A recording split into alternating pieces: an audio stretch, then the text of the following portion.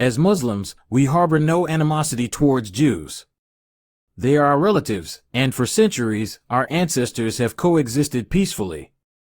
There has been no record of pogroms or holocausts perpetrated by Muslims against Jews. The recent generation of elder Jews, parents and grandparents from North Africa and the Middle East, who are still alive, can attest to the amiable relations between them in Morocco, Algeria, Egypt, Iraq, and other countries. Although I comprehend the reasons behind the establishment of the Zionist movement, considering the recurring horrors endured by Jews throughout the centuries in Europe and other non-Arab regions, I still maintain that some of the hardliners of Zionism have taken a misguided path. They ought to reconsider their approach in order to ensure everlasting prosperity for Israel and peaceful coexistence with its neighbors. There exist simple principles between neighbors: respect, good intentions, and the application of common sense in day-to-day interactions.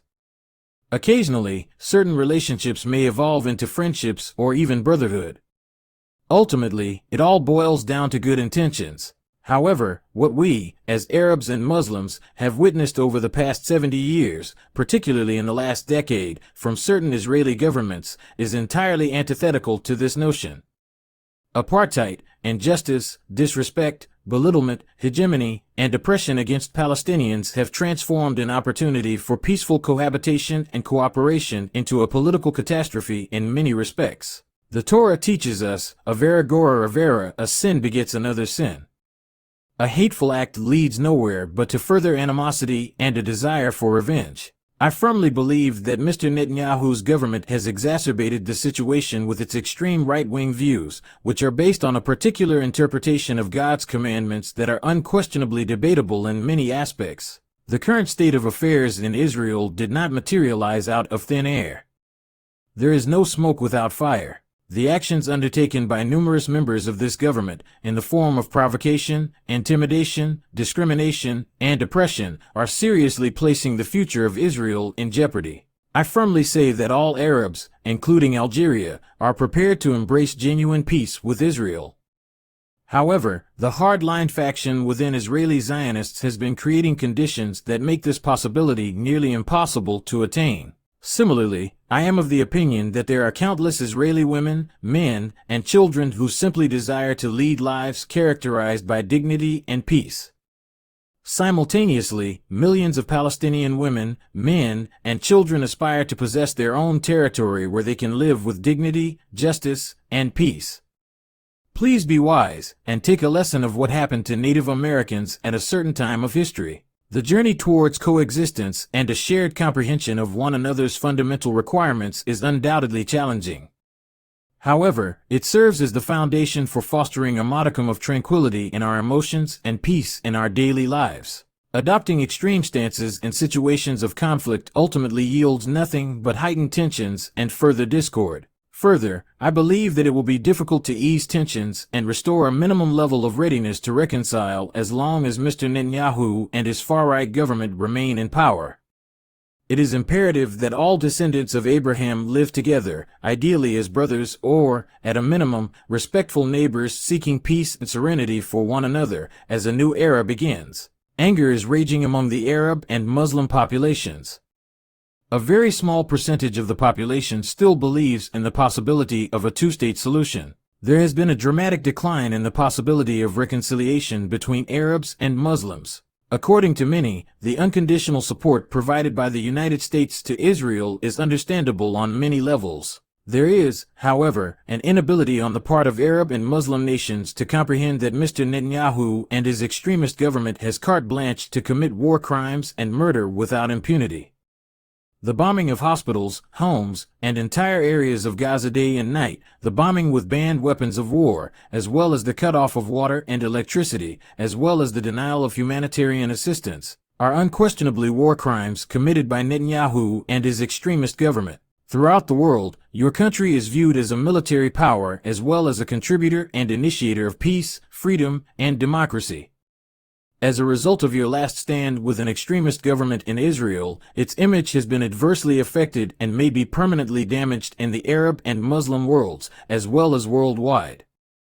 Your country's support to the government of Mr. Netanyahu is perceived by Arab and Muslim populations as a direct participation in the genocide of Palestinians in Gaza. Neither your country nor the State of Israel can benefit from the recent barbaric retaliation committed with deliberate intent by Mr. Netanyahu's government, both short and long term.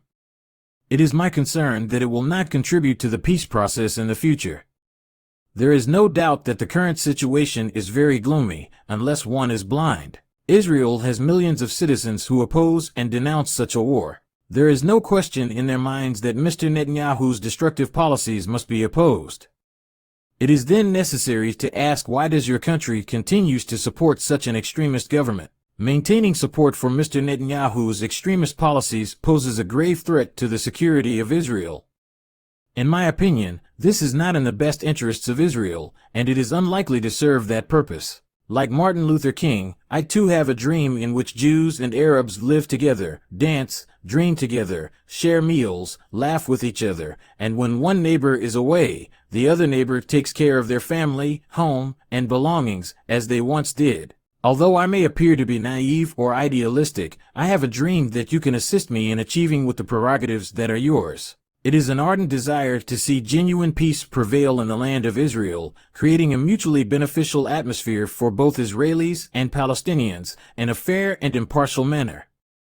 Symbolically known as the Promised Land, it holds profound significance as the ancestral home of Abraham, Isaac, Jacob, Moses, David, Solomon, and Jesus, a divine gift blessed by God for all eternity. Regrettably, the realization of this vision seems elusive as long as Mr. Netanyahu and his uncompromising far-right faction maintain authority in the State of Israel. Throughout history, Israel has been known for its dedication to peace and faith, as exemplified by leaders such as Ben-Gurion, Begin, Peres, and Yitzhak Rabin, who sacrificed his life to promote peace. Peace is an extensive journey that begins with a single step. The initial step requires the establishment of an unwavering ceasefire, requiring meticulous supervision by the United Nations. It is imperative that the civilian population in Gaza be protected and that the genocide be ended. It is imperative that a humanitarian aid program be permitted and that immediate protection be provided. Although I do not possess a complete command of the English language, I feel compelled to convey these sentiments. Throughout my message, I am urging wisdom, love, hope, humanism, and most importantly, a commitment to peace. It would be wonderful if all constitutional bodies in the world heard this message. There is a major shift taking place in the world, and actions must be taken based on wisdom and a deep vision that can predict the future and prepare for it. I appreciate you taking the time to hear my message, and I hope that my dream can become a reality. From a humble Algerian descent of the Prophet's bloodline,